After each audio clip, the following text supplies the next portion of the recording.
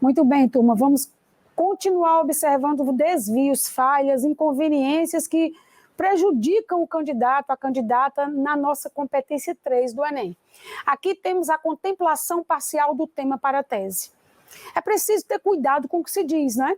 Vejam, manifestações democráticas são comuns em muitos países. Muito bem, até aí nenhum problema. Estamos discutindo o tema manifestações democráticas e vandalismo. Já falamos que manifestações democráticas são comuns em muitos países.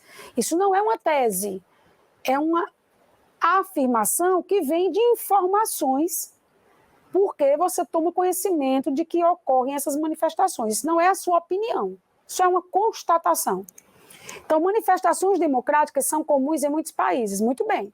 Pessoas recorrem a elas para reivindicar benefícios e repudiar atos de seus governos. Nem sempre. E aí nós temos um problema.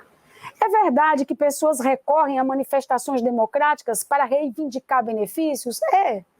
É verdade também que elas também fazem isso para repudiar atos de seus governos? Sim.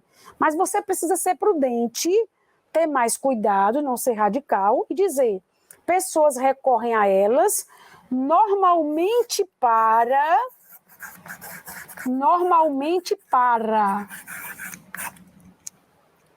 muitas vezes, costumeiramente mas não dê a entender que uma manifestação democrática só pode servir para a reivindicação de benefícios ou para o repúdio de atos. Então, tenham muito cuidado. Aqui você fala até o momento em manifestações democráticas.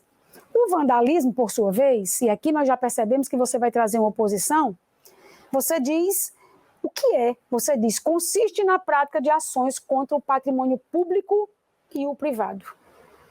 Consiste na prática de ações contra o patrimônio público e o privado. Nem sempre. Porque muitas vezes em uma manifestação política, por exemplo, há pessoas que cometem vandalismo trazendo uma bomba para matar outras. Isso é vandalismo também. Então, nem sempre há uma prática de ação contra o patrimônio público e o privado. Às vezes há contra o ser humano. Então, aqui, nós não temos como livrar o candidato de uma generalização indevida e depois de mais uma generalização indevida. O que poderíamos fazer? O vandalismo, por sua vez, consiste quase sempre e isso protege você. Turma, vamos continuar observando falhas, desvios da competência 3. Observem aqui uma situação em que o tema é contemplado parcialmente, muito superficialmente. Manifestações democráticas e vandalismo é o tema. Então, a pessoa diz, manifestações democráticas são comuns em muitos países. Mostrou um fato, uma constatação. Não trouxe uma opinião. Rita-C não pode trazer uma constatação na introdução? Pode, contanto que em algum momento dela haja opinião. Vamos à frase número 2. Pessoas recorrem a elas, que são as manifestações, né, para reivindicar benefícios e repudiar atos de seus governos. Então, mais uma vez, nós temos uma frase informativa apenas, e não opinativa.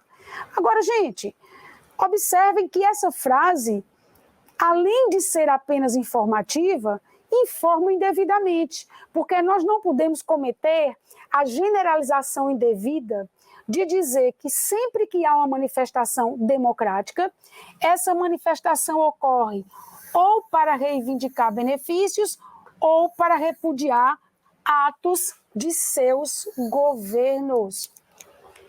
Pode haver outras motivações para uma manifestação democrática. Então, não podemos generalizar indevidamente. Vamos à terceira e última frase da introdução, que, por sinal, está bem curtinha. A introdução precisa ser realmente um parágrafo menor do que os parágrafos de desenvolvimento, mas não pode ser tão curta, porque não vai ser possível trazer uma opinião expressa. Então, o vandalismo, por sua vez, consiste na prática de ações contra o patrimônio público e privado. O que é essa afirmação? Essa afirmação é uma definição. Então, nós temos 3 frases. A primeira constata que manifestações democráticas existem em muitos países, ocorrem em muitos países. A segunda afirma que pessoas recorrem a elas para reivindicar benefícios ou para repudiar atos de seus governos. Mais uma constatação, inclusive indevida, porque é limitada. O vandalismo, por sua vez, consiste na prática de ações contra o patrimônio público e o privado. Aqui temos uma definição. Gente, não temos opinião, não temos ponto de vista, não temos tese, temos apenas constatações e definição. A definição de vandalismo, tanto quanto a afirmação sobre a manifestação democrática, é limitada, é uma generalização indevida. Por quê? Porque não ocorre vandalismo apenas contra o patrimônio público e o privado. Muitas vezes, em uma manifestação, vândalos trazem bombas que ferem e matam pessoas. Então, nesse caso, a intenção não era prejudicar o patrimônio público nem o privado, era matar pessoas. Então, é preciso ter muito cuidado para não reduzir as definições, para não reduzir as informações. Essa é uma contemplação parcial no sentido de incompleta, não é no sentido de apaixonada, influenciada por quem escreve, mas no sentido de ser incompleta. Para que nós, pelo menos, reduzamos os erros que estão aqui nesse parágrafo, poderíamos fazer assim: manifestações democráticas são comuns em muitos países, pessoas recorrem a elas normalmente. Se você escrever aqui a palavra normalmente, você alivia o problema desse parágrafo, de um certo modo, porque você não afirma que toda manifestação tem um desses 2 fins. E na frase seguinte, você poderia também ter dito: o vandalismo, por sua vez, consiste na prática de ações contra o patrimônio público e o privado, e onde eu poderia pôr aqui uma palavra que reduzisse esse radicalismo. O vandalismo, por sua vez, consiste quase sempre, poderíamos pôr essa expressão, consiste quase sempre, e aí você se livra, pelo menos, das generalizações. Bem, gente, no nosso item 4, nós temos a prolixidade, que é o mau hábito de usar palavras em excesso para trazer uma informação, de querer trazer um texto enfeitado, um texto cansativo, com vocabulário em exibição, que nada acrescenta ao texto. A obviedade, que como a própria palavra dá a entender, é trazer informações óbvias, isso não é necessário, e a informação irrelevante, que é aquela informação que não contribui com a sua argumentação, não acrescenta ao seu texto. Vamos ver aqui o primeiro exemplo que contempla tais aspectos. 4.1, frase inicial. Há cada vez mais uma preocupação com a redução e o destino do lixo. Essa é uma constatação. Nada contra constatações, a não ser que elas ocupem toda a introdução, porque aí não haverá espaço para a opinião, para a tese. Frase 2. Tem-se percebido que muito se fala do assunto. Prolixa demais essa frase, muito prolixa. Se você já disse que é notável o crescimento da preocupação com a redução e o destino do lixo, obviamente é porque você escuta falarem do tema. É porque você percebe que as pessoas se incomodam e que discutem o problema. Então não há mais necessidade de você trazer a frase número 2. Além de prolixa, é óbvia, é desnecessária. Sempre existiu lixo. Por que dizer o óbvio? Por que perder tempo e perder linha trazendo o óbvio? Mas o lixo nem sempre preocupou a humanidade, mais uma obviedade. É natural que ele nos preocupe hoje por causa do seu volume. Agora, noutras épocas de nossa vivência, realmente ele não era uma das maiores preocupações. Vale ressaltar que ele existe de diversos tipos. Até agora, a opinião zero, não houve opinião, como o orgânico e o eletrônico, por exemplo. Então, você já disse que existem diversos tipos de lixo. Entre outros, os resíduos orgânicos podem ser reaproveitados, mas nem todo tipo de lixo o é. Só informações, só informações. Você não tem opiniões. Devemos pensar no que fazer. Agora, no último momento do texto, você diz que devemos pensar no que fazer. Bem vazia a opinião. Será que só pensar no que fazer vai resolver o nosso problema, o nosso dilema com os resíduos? Então, essa introdução não está boa, está prolixa, está cansativa, está óbvia, está superficial, é irrelevante. Vamos a um próximo exercício. 4.2. Como se sabe, prolixidade pura. Falta do que escrever, minha gente. Se vocês já sabem, então não é mais nem necessário discutir. É apenas um mau hábito. Como se sabe? Ora, eu devo trazer para o meu texto o que não se sabe, ou que se precisa saber melhor. Eu preciso ampliar saberes. Então, eu mesma desvalorizo as minhas informações. Poderia ter começado apenas assim: o lixo é um grande mal para a humanidade. Evidencia-se que ele é responsável por doenças. Por que tantas palavras? Que exibicionismo verbal? Por que você não corta e não diz apenas: o lixo é um grande mal para a humanidade, vírgula, pois é responsável por doenças, por excesso de gases no ambiente e até mesmo pela poluição visual em muitas cidades. Seria suficiente. O como se sabe é desnecessário e o evidencia-se que ele é exibicionismo verbal. É prolixidade. E outra coisa, gente, por que você acha, você que escreveu essa introdução, que promover a poluição visual é mais grave que trazer gases ao ambiente e que trazer doenças? Porque a expressão até mesmo traz uma ênfase muito grande, né? Você diz, é responsável por doenças, por excesso de gases no ambiente e até mesmo pela poluição visual. Como se o pior de tudo fosse a poluição visual. Então tenha cuidado para não encher seu texto de expressões desnecessárias e que muitas vezes até prejudicam a sua mensagem. Bem, é perceptível que é urgente. Meu Deus, quanta palavra! Evidencia-se que, é perceptível que, seja breve. É urgente empreender ações contra o problema.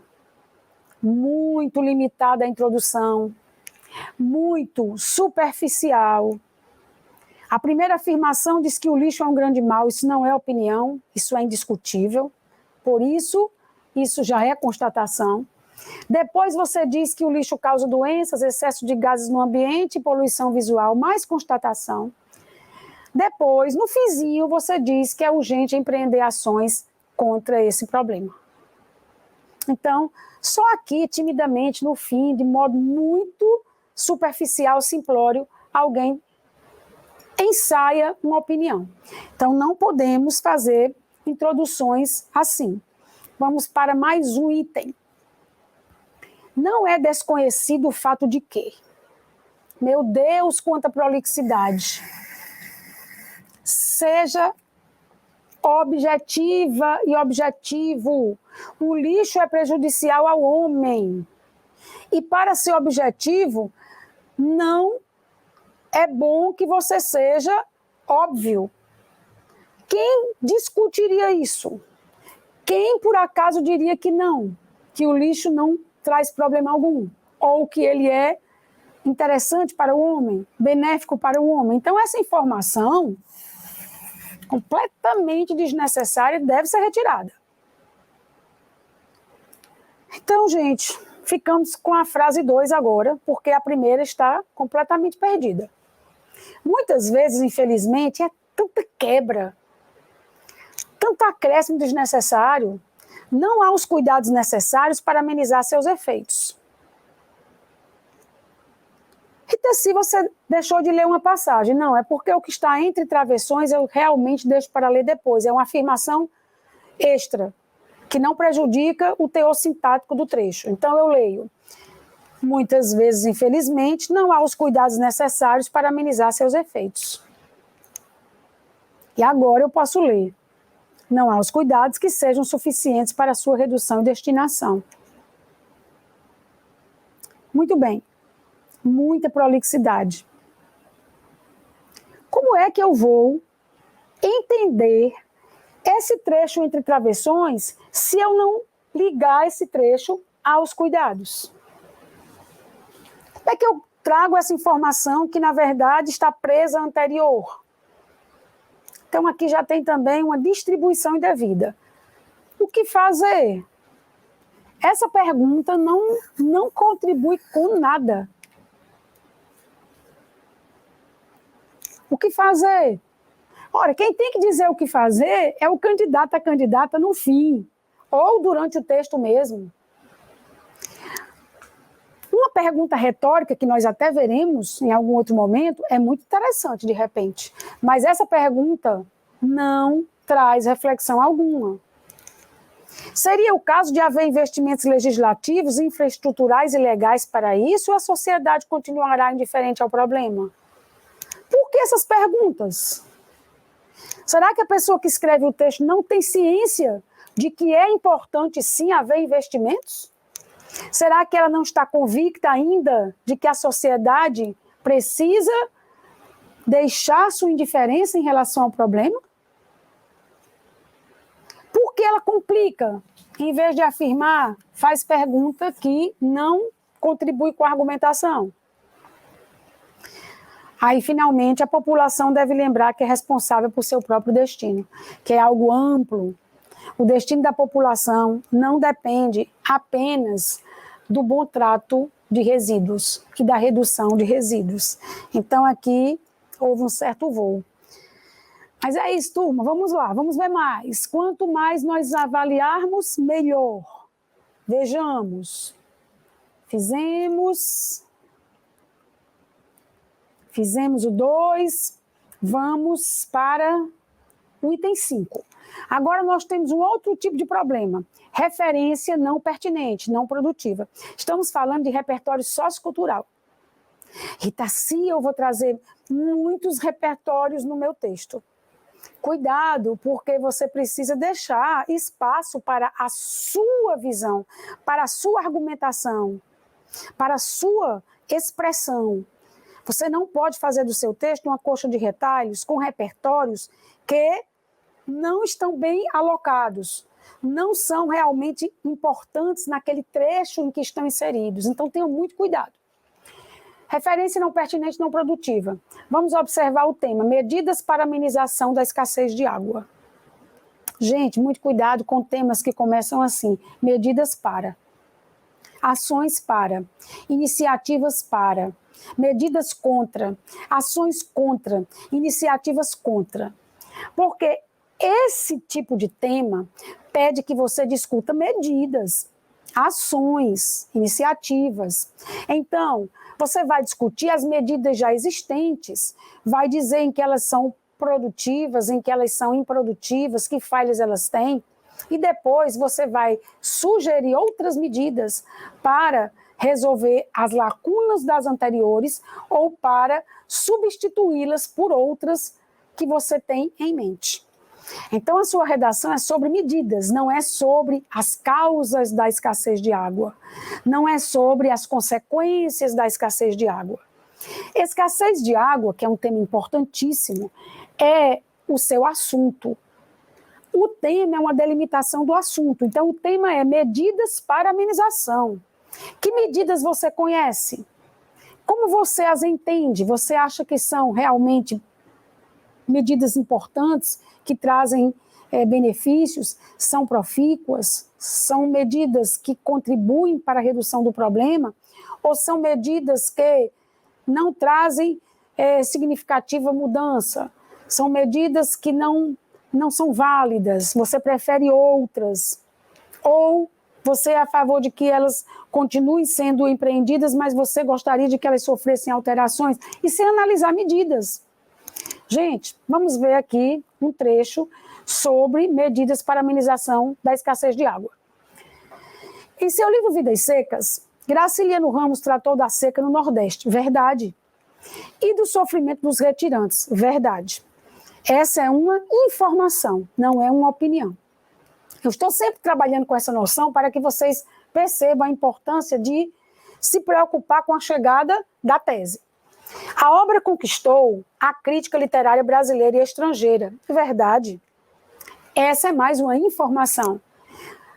E conquistou devido à objetividade com que o escritor alagoano tratou do tema, verdade. É preciso que o homem cuide bem da água e reduza o seu consumo em muitas regiões, o que depende de educação ambiental. É verdade também.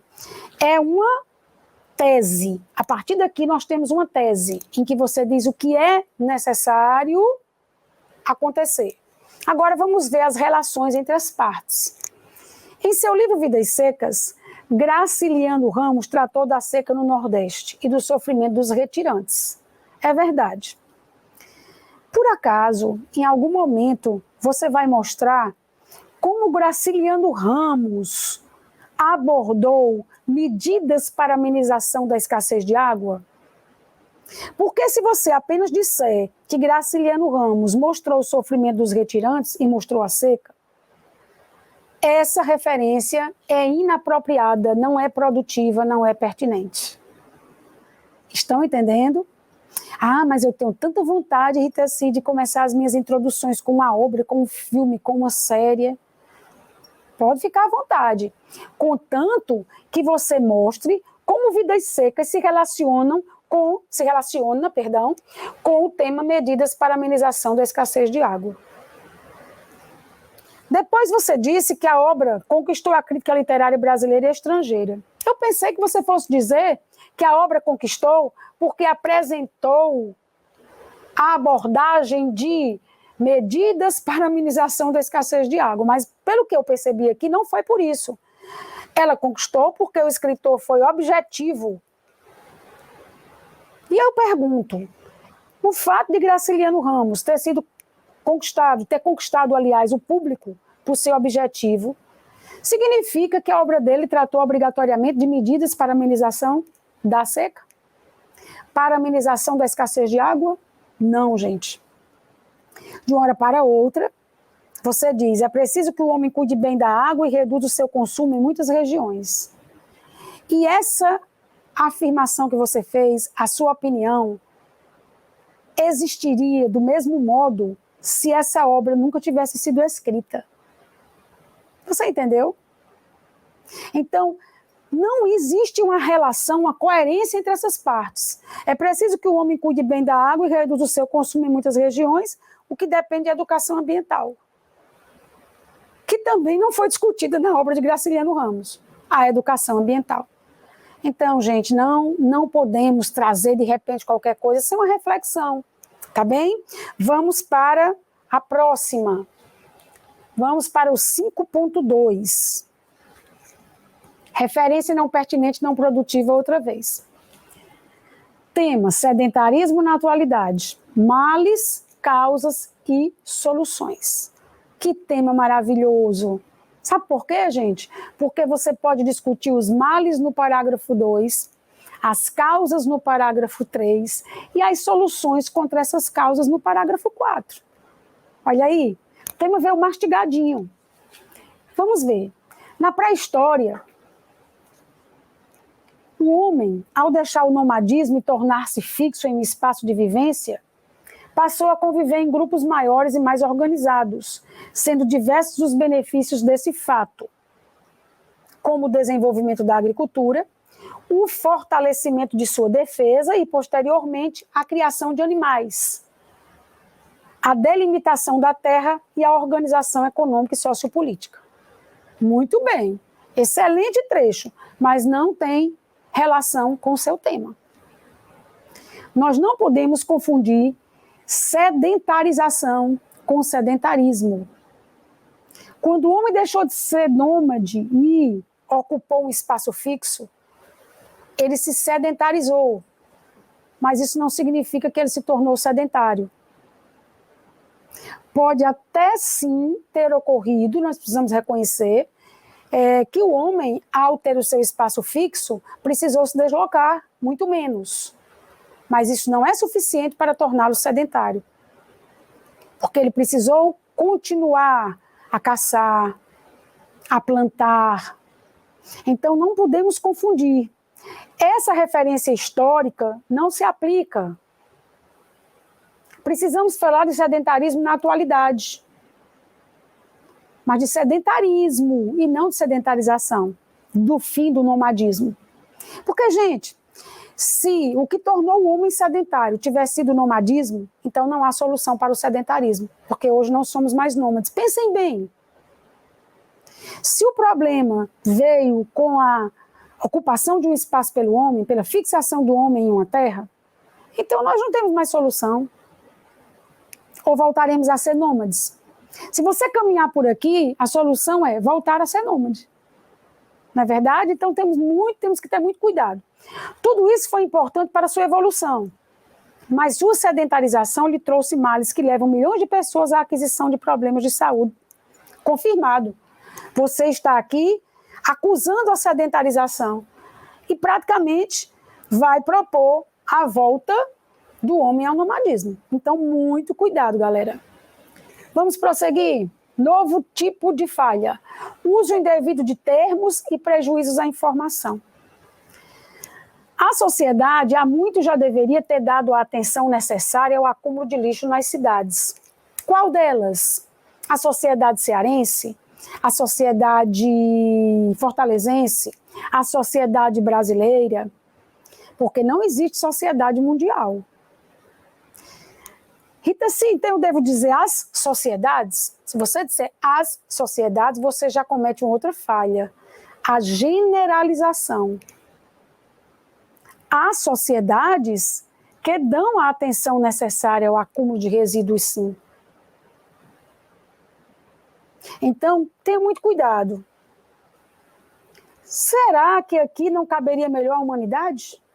A humanidade já deveria ter dado a atenção necessária ao acúmulo de lixo nas cidades, pois já há algumas pessoas bastante prejudicadas por esse acúmulo. Só por isso? Só por isso? Que vago, gente! Então, precisamos ter muito cuidado. Aqui o ideal seria dizer, a maioria das sociedades ainda não deu a atenção necessária ao acúmulo de resíduo nas cidades. Pois já, e isso é grave, pois já são muitos os prejuízos causados pelo problema ao meio ambiente, à fauna, à flora, ao homem, né?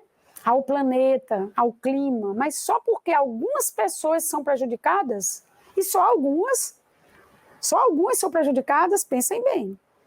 Vamos prosseguir. Ordem indevida de frase. Gente, olha só.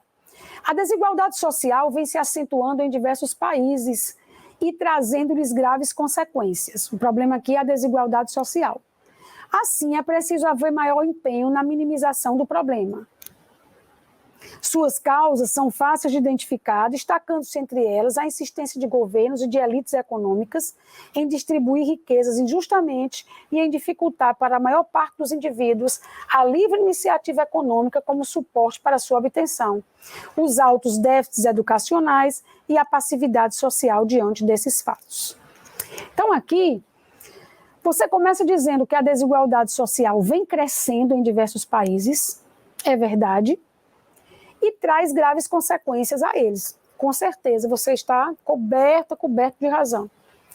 Aí você diz, assim é preciso haver maior empenho na minimização do problema. Você já traz aqui uma sugestão de proposta interventiva. Depois, você fala das causas. Suas causas são fáceis de identificar. Ora, causas de quê? Eu sei que é do problema, mas o ideal teria sido você trazer a frase inicial, na qual você fala de consequências e que você certamente exporá, discutirá no parágrafo número 2. Depois você traria a frase que trata das causas, que você certamente contemplará no parágrafo número 3. No final, é que você poderia ter trazido a frase conclusiva, em que você sugere a necessidade de empenho para resolver o problema, e que combinaria muito bem para o parágrafo número 4. Então, eu organizaria meu texto assim. Frase 1 traria consequências, porque eu exploro no parágrafo seguinte, no parágrafo 2. Frase 3 traria as causas, que eu exploro no parágrafo 3, e a frase final traria referências à necessidade de ação, de solução, que eu exploraria no parágrafo número 4. Vamos encerrar e no próximo vídeo continuaremos com mais alguns desvios de competência 3.